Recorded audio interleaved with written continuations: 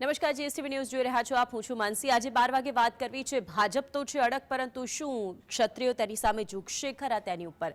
તો જે મહત્વની અપડેટ અત્યારે હાલ સામે આવી રહી છે તેના ઉપર સૌથી પહેલા નજર કરીએ। રૂપાલાના વિવાદિત નિવેદન મુદ્દે ક્ષત્રિયોનો આક્રોશ હજુ પણ યથાવત છે। ક્ષત્રિય સમાજ દ્વારા પોતાનો વિરોધ નોંધાવાઈ રહ્યું છે। અમદાવાદ એરપોર્ટ પરથી રાજ શેખાવત કે જેમણે કમલમ ઘેરાવની વાત કરી હતી તેમની અટકાયત કરી લેવામાં આવી છે। એરપોર્ટ પરથી જ રાજ શેખાવતની અટકાયત કરાઈ છે। કમલમ ખાતે ઘેરાવ કરવાની રાજ શેખાવતે 2 દિવસ અગાઉ ચીમકી ઉચ્ચારી હતી, આહવાન કર્યું હતું ક્ષત્રિય સમાજના લોકોને। ત્યારે અમદાવાદ એરપોર્ટ પરથી રાજ શેખાવત કે જેમની અટકાયત કરીને અત્યારે હાલ અજ્ઞાત સ્થળે લઈ જવાયા છે।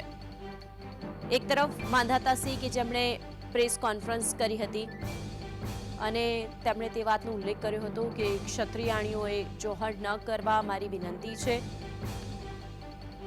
તો ક્ષત્રિય સમાજે રૂપાલાને માફ કરી દેવા જોઈએ। એક તરફ માંધાતાસિંહ જે પ્રેસ કોન્ફરન્સ કરી તેમાં આ વાતનો ઉલ્લેખ કરવામાં આવ્યો। બીજા સમાચાર એ સામે આવ્યા કે રાજ શેખાવત કે જેમણે અટકાયત કરીને અજ્ઞાત સ્થળે લઈ જવામાં આવ્યા છે।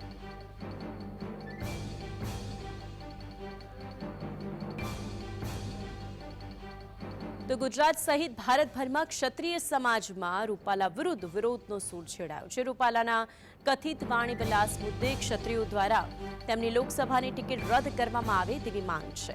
છેલ્લા ઘણા સમયથી ચાલી રહેલા વિરોધના પગલે આજે રાજકોટના રાજવીએ આ અંગે નિવેદન આપતા કહ્યું કે લોકશાહીમાં દરેકને બોલવાનો હક છે, પરંતુ કોઈ પણ વિરુદ્ધ અપશબ્દ નહીં સહેવાય।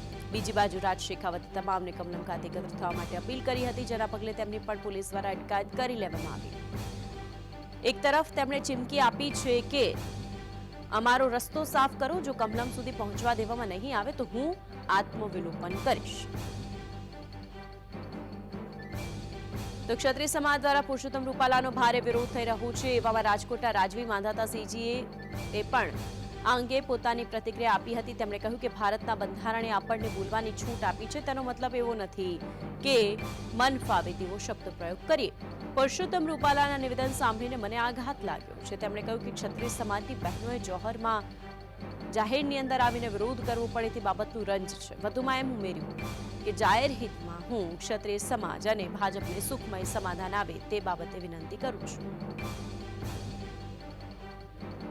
ટિકિટ આપવી કે ટિકિટ રદ કરવી એ પાર્લામેન્ટરી બોર્ડના અધિકાર ક્ષેત્રમાં છે। નહીં, સુખદ અંત શું હોઈ શકે બાપુ? આનો આ આંદોલનનો સુખદ અંત શું હોઈ શકે?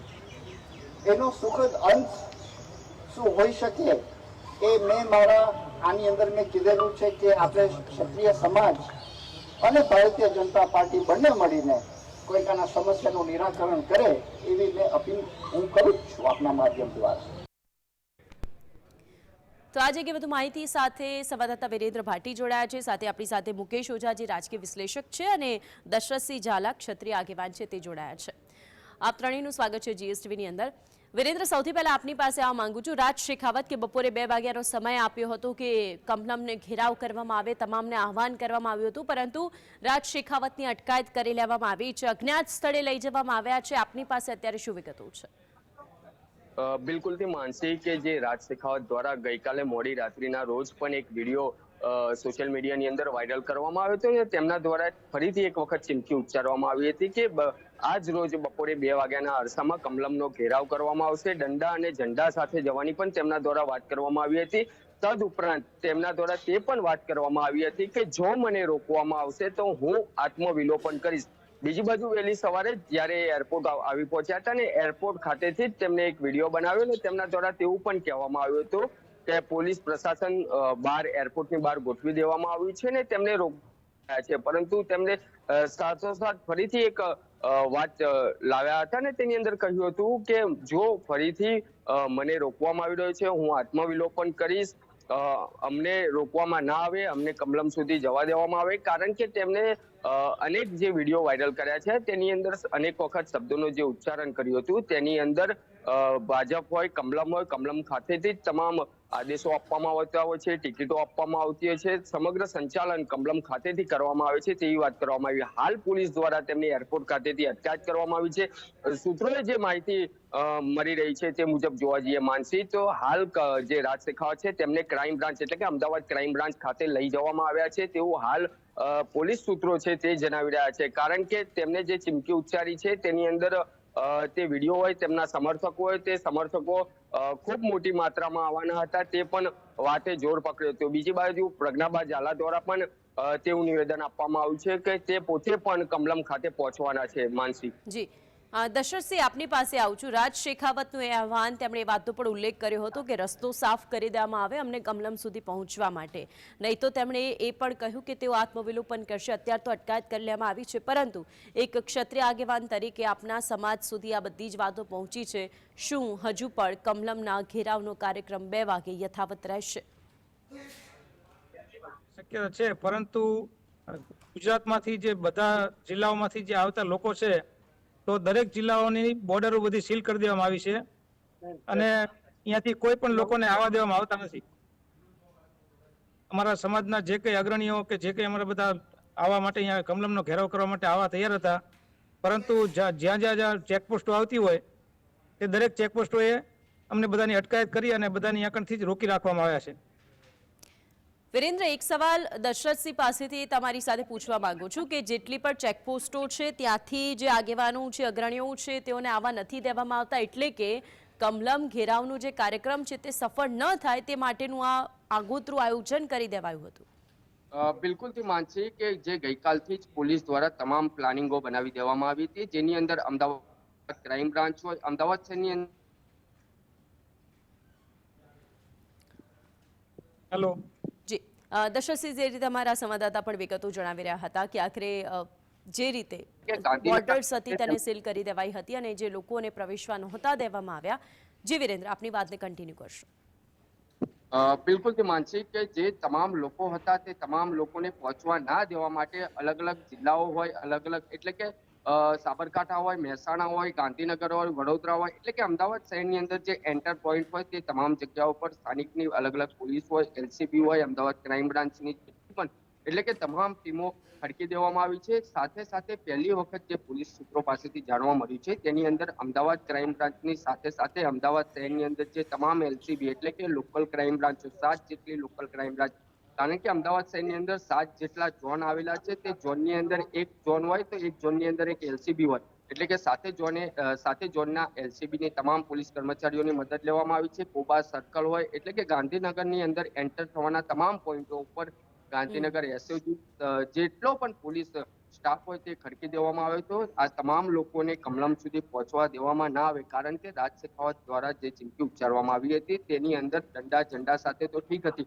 પરંતુ તેમને તેમ પણ કહેવામાં આવ્યું હતું કે જો અમને રોકવામાં આવશે તો આત્મવિલોપન પણ કરવામાં આવશે.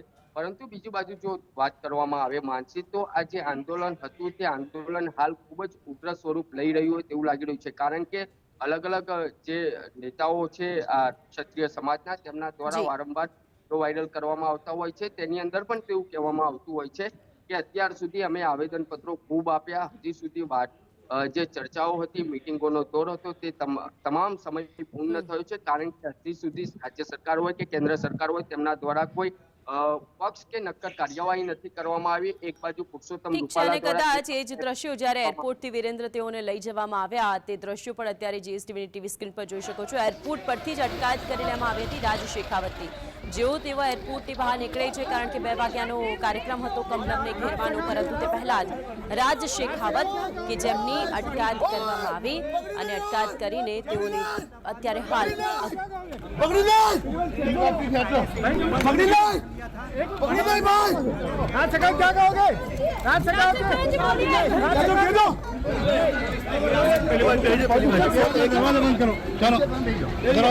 કરી લીધા પછી પણ શું ઘેરાવનો કાર્યક્રમ યથાવત રહેશે તે અંગે પણ જ્યારે ક્ષત્રિય આગેવાનને પૂછવામાં આવ્યું તો કહ્યું કે જ્યારથી આ કાર્યક્રમની વાત કરવામાં આવી હતી, ઘેરાવની વાત કરવામાં હતી, ત્યારથી અલગ અલગ જગ્યાએથી આવતા જેટલા પણ આગેવાનો છે, અગ્રણીઓ છે, તેઓને ચેકપોસ્ટ પર જ રોકી દેવામાં આવે છે. મુકેશભાઈ, આપની પાસે આવવા માંગુ છું કે અત્યારનો આખો જે સિનારીઓ છે તેને લઈને આપનું શું કહેવું સામે આવ્યું છે? કારણ કે અટકાયત તો કરી દેવામાં આવી છે, બીજી તરફ ક્ષત્રિય આગેવાનો છે કે જેઓને ત્યાં નથી પહોંચવા દેવામાં આવતા. શું લાગી રહ્યું છે આપને? રાજ શેખાવતની એન્ટ્રી ભાજપ માટે ખતરાની ઘંટી બની ચૂકી છે. ક્ષત્રિય સમાજ હોય, કરણી સમાજ હોય, કરણી સેના હોય, આ આંદોલન જે જલદ સ્વરૂપ જઈ રહ્યું છે એ તે તરફ જઈ રહ્યું છે. પંજાબ, હરિયાણા કે દિલ્હીના ખેડૂત આંદોલન કરતા પણ મોટું સ્વરૂપ હવે દેખાઈ રહ્યું છે. પોતાના વ્યક્તિત્વને પુરુષોમાં ઉત્તમ માનનાર પુરુષોત્તમ રૂપાલા જ્યારે એ લોકબોલીના પ્રખ્યાત સાહિત્યકાર તરીકે પોતાની ભૂમિકા ભજવતા ભાષણ કરતા હોય અને ત્યારે જેઓ જાતિ વિષયક આવી નિમ્ન કક્ષાની જાતિ વિષયક એવું સંબોધન કરી અને એક સમાજને ઊંચો રાખવો અને એક સમાજને પાડી દેવો, આ પ્રકારની રાજનૈતિક શૈલીથી જે નુકસાન થઈ રહ્યું છે ભારતીય જનતા પાર્ટીને, ન માત્ર ગુજરાતમાં, ભારતભરમાં, દેશ અને વિદેશમાં સોશિયલ મીડિયા થકી આની પહોંચી છે. આમાં તો હવે માત્ર મને ત્યાં સુધી જ દેખાય છે કે નરેન્દ્ર મોદી સાહેબને પર્સનલી ગુજરાતમાં આવી અને આ સમાજ સાથે મીટિંગ કરી અને કદાચ આનો રસ્તો મળી શકે એમ છે. નહીતર ભારતીય જનતા પાર્ટી માટે ગુજરાતની અંદર પુરુષોત્તમ રૂપાલા ક્યાંક ગુજરાતની ભાજપની અસ્મિતાને દાગ લગાડી શકે છે તે ચોક્કસ દેખાઈ રહી છે. ભારતીય ભાજપ માટે આ પેલી કહેવાય ને, હિન્દીમાં કહેવાય છે કે ગલે મેં હડ્ડી ફસ ગઈ है, આ એક પ્રકારની સ્થિતિ ભારતીય જનતા પાર્ટી માટે થઈ ગઈ છે. આંતરિક વિખવાદ વધી ગયા છે. ભાજપ માટે પરિસ્થિતિ આ છે કે જો રૂપાલાની ટિકિટ હટાવવામાં આવે તો આ એક ખૂબ જ મોટી નાકામયાબી સાબિત થઈ શકે છે અને નાના નાના સમાજ બધા જ પોતે પોતાના સમાજ માટે આગળ આવી અને ટિકિટો બદલાવી શકે છે. આવી સ્થિતિ દેશભરની અંદર મોટું સ્વરૂપ લઈ શકે છે. એટલા માટે રૂપાલાની ટિકિટ કેન્સલ પણ નથી કરી શકતા, નવા ઉમેદવાર નામ આપી પણ નથી શકતા અને જેસે તે સ્થિતિની અંદર 16 તારીખ સુધીનો રાહ જોવાઈ રહી છે. કોંગ્રેસ પાર્ટી પણ વેઇટ એન્ડ વોચની સ્થિતિ ઉપર નિર્ભર છે. એ પણ જોઈ રહી છે કે આવનારી કઈ પરિસ્થિતિની અંદર આ આગળ જઈ રહ્યું છે. કોંગ્રેસ માટે એક જ્વલંત મુદ્દો એમના હાથમાં આવ્યો છે. કઈ રીતે એક ક્ષત્રિય સમાજ સાથે હાથ મિલાવીને આગળ વધી શકે છે ગુજરાતની અંદર પોતાની. અને કદાચ કોંગ્રેસ માટે તો એ જ પરિસ્થિતિ સામે આવી છે કે અહીંયા મુકેશભાઈ કોને મૂકવા.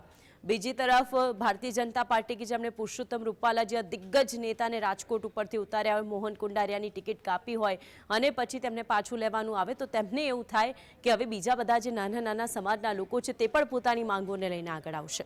આપની પાસે આવું છું દશરથસિંહ.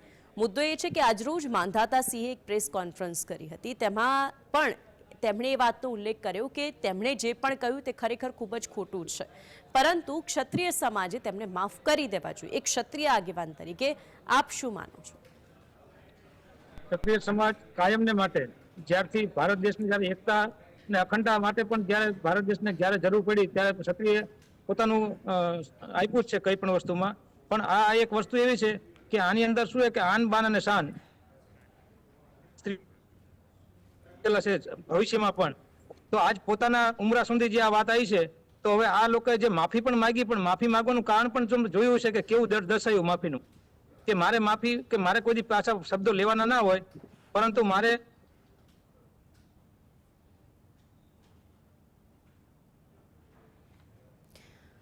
દશરથસિંહ આપનો અવાજ નથી પહોંચી રહ્યો. મુકેશભાઈ, દશરથભાઈ અનમ્યુટ કરશો એક વખત? આપ જે કહી રહ્યા છો તે વાત સંભળાય ફરી એક વખત.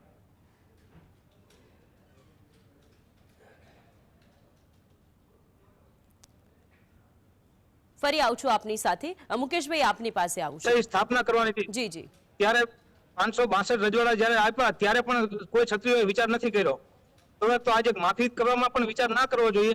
પણ માફી માંગવાનું જે કારણ છે તે એમને માફી માંગવાનું કેવું કારણ દર્શાવ્યું કે ભારતીય જનતા પાર્ટીને નુકસાન થાય છે ને એટલા માટે મારે માફી માંગવી જોઈએ, નકર મારે કોઈ શબ્દો પાછા લેવાના આવતા નથી. પરંતુ ક્ષત્રિય સમાજની એક જ માંગ છે કે અમે બેન બેટીઓની સુરક્ષા માટે કોઈ પણ માટે અમે જાન દીધા છે, ગાયો માટે જાન દીધા છે, તો અમે એક જ વસ્તુ માંગવી છે કે અમારી બીજી કોઈ માંગ નથી. દશરથસિંહ, ખાલી આપની પુરુષોત્તમ દ્રષ્ટિએ કેવા લહેજામાં કઈ રીતે પુરુષોત્તમ રૂપાલાએ જો માફી માંગી હોત તો પછી ક્ષત્રિય સમાજ તેમને માફ કરી દેત? હા, લાગે છે તેમની સાથે સંપર્ક નથી સધાર્યો. અત્યારે જે દ્રશ્યો આપના ટીવી સ્ક્રીન પર દેખાઈ રહ્યા છે, રાજ શેખાવતની જ્યારે અટકાયત કરવામાં આવી તે સમયના બાબાજીને દ્રશ્યો માફ છે. કરવામાં આવશે, નહીતર માફ કરવામાં આવશે નહીં.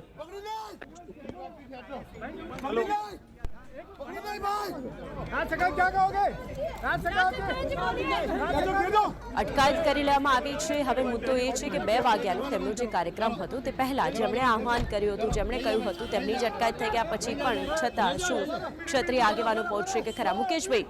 મુકેશભાઈ, આપની પાસે આવું છું કે આપણે દશરથસિંહને પણ સાંભળ્યા હશે કે જે તેમની માફીની એક વાત હતી તેનાથી તેઓ સંતુષ્ટ નથી. એક તરફ 16 તારીખે પુરુષોત્તમ રૂપાલા ઉમેદવારી ફોર્મ ભરવાના છે એ વાતનો પણ ઉલ્લેખ ભારતીય જનતા પાર્ટી કરી દીધો છે. પ્રચાર પ્રસારમાં પણ તેઓ જોડાઈ ગયા છે. આપ કઈ રીતે જોઈ રહ્યા છો? રૂપાલા સાહેબ 16 તારીખે નામાંકન ભરવા જાય અને હજારોની સંખ્યામાં પોલીસ સુરક્ષાની વચ્ચે નામાંકન કરવા જાય તો એ નામાંકનનું મહત્વ શું? પ્રશ્નાર્થ અહીંયા ઉભો થાય છે. જે વ્યક્તિએ પોતાની શાખ ગુમાવી ચૂક્યા છે, ક્ષત્રિય સમાજમાં શાખ ગુમાવી ચૂક્યા છે, અને કયા મોઢે તેઓ નામાંકન પત્ર ભરવા જશે એ ભારતીય જનતા પાર્ટીને ચિંતન કરવા જેવો વિષય છે. બીજી વસ્તુ, માત્ર આ એક ક્ષત્રિય સમાજમાં, બાકી તમે વડોદરામાં જુઓ, જીતુ સુખડિયાએ પણ પોતાનો આક્રોશ ઠાલવ્યો છે. CR પાટીલ સાહેબ રેલી કરવા ગયા, કાળા વાવટા એમને જોવા પડ્યા છે. હવે ભારતીય જનતા પાર્ટીના નેતાઓ, ક્ષત્રિય સમાજના જે નેતાઓ છે ભાજપમાં, એ બોલતા પણ વિચાર કરવો પડે છે. બોગરા સાહેબને બોલતા પણ પાણી આવી ગયું, એને પક્ષને સમજાવવું પડે છે.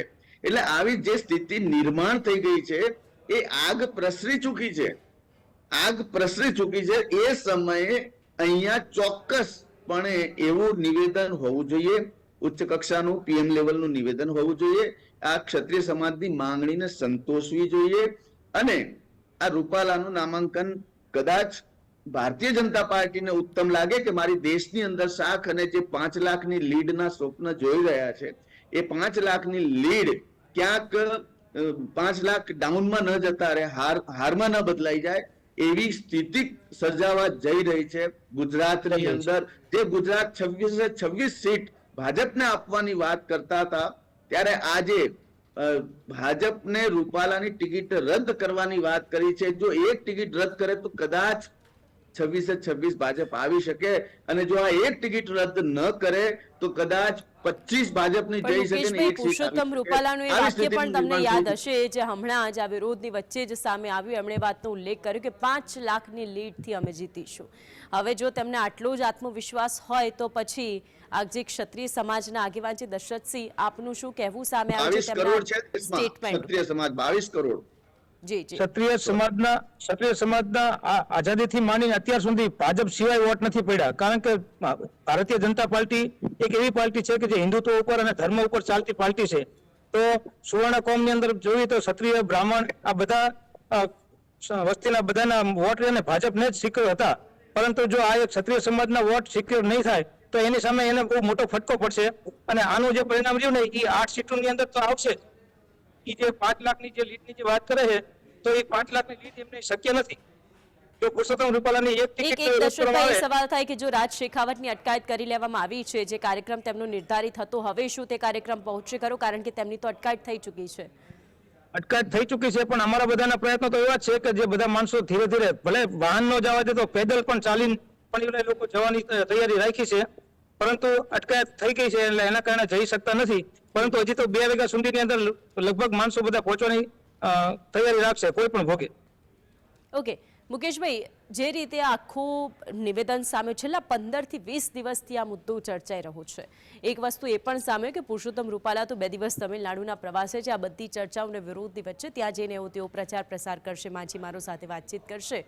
હવે મુદ્દો એ છે કે 16 તારીખનું તેમનું નામાંકન, આ બાજુ તેમનું વિરોધ પ્રદર્શન, ક્ષત્રિય સમાજ વિરોધ, અને તેમાં પણ એમની અત્યારની આ જેટલી પણ રાજનીતિની, ચૂંટણી પ્રચારની વસ્તુઓ છે તેને કઈ રીતે જોઈ રહ્યા છો આપ?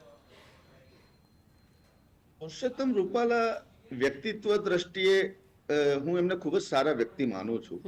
ન માત્ર એ રાજ્યસભાના સાંસદ હોય કે એ પશુપાલન મત્સ્ય વિભાગના એ મંત્રી રહી ચૂક્યા છે.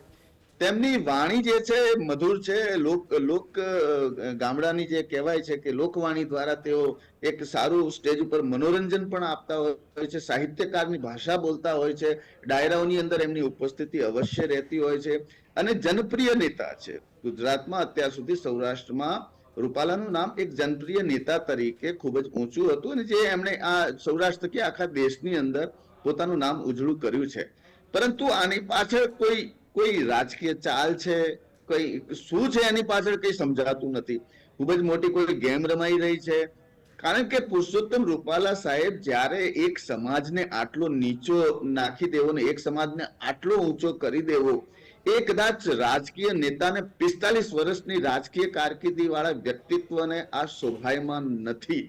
અને છતાં બોલાયું છે અને બોલાયા પછી પણ જો ભાજપનું શીર્ષ નેતૃત્વ જે ઉચ્ચ નેતૃત્વ છે એવો પણ એની ચિંતન ન કરી શકતા હોય અને જવાબ ન આપી શકતા હોય અને ગુજરાતમાં રેલી કરવાની ક્ષમતા રહી નથી રૂપાલા સાહેબને, તેથી તેઓ તમિલનાડુ અને દેશના અન્ય ભાગોની અંદર તેઓ આ મામલાને શાંત કરવાના પ્રયાસ રૂપે તેઓ પ્રવાસ કરી રહ્યા છે. બાકી તો અહીંયા ગુજરાતની અંદર રાજકોટની અંદર એમને એક સભા કરવી અત્યારના સમયમાં ખૂબ જ આક્રોશ સહન કરીને સભા કરવી પડે એવી સ્થિતિનું નિર્માણ થઈ ચૂક્યું છે. બિલકુલ. મુકેશભાઈ અને દશરથસિંહ, આપ બંને અમારી સાથે જોયા તે બદલ આપ બંનેનો આભાર. તો આખરે એક તરફ ભારતીય જનતા પાર્ટી અડગ છે કે પુરુષોત્તમ રૂપાલા તો ત્યાંથી જ લડશે, કારણ કે 16 તારીખે નામાંકન ભરવા માટે તેઓ જવાના છે. બીજી તરફ ક્ષત્રિયો પણ અડગ છે કે તેઓ તો ઝૂકવા માટે તૈયાર નથી. આ બધાની વચ્ચે શું પરિણામ આવે છે તેના ઉપર સૌની નજર રહેવાની છે. વિશેષમાં હાલ બસ આટલું જ. નમસ્કાર.